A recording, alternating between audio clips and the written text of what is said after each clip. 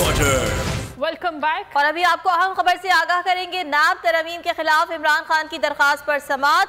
नैब ने report supreme court में जमा करा दी है। आपको इस खबर के हवाले से बताएं कि 2019 जून से 2022 तक 50 नैब रेफरेंसेस वापस हुए हैं। रिपोर्ट में ऐसा बताया गया है।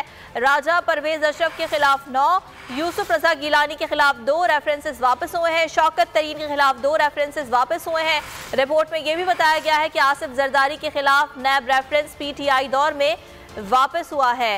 नैब तरफ इमरान खान की दरखास्त पर समाअत हुई है और नैब ने रिपोर्ट सुप्रीम कोर्ट में जमा करा दी है। इस रिपोर्ट में यह बताया गया है कि 2019 जून से 2022 तक 50 रेफरेंसेस वापस हुए हैं। राजा परवेज अशरफ के खिलाफ 9, यूसुफ रजा गिलानी के खिलाफ 2, शौकत तरीन के खिलाफ 2 नैब रेफरेंसेस वापस हुए हैं। आसिफ जरदारी के खिलाफ भी नैब रेफरेंस PTI दौर में वापस हुआ।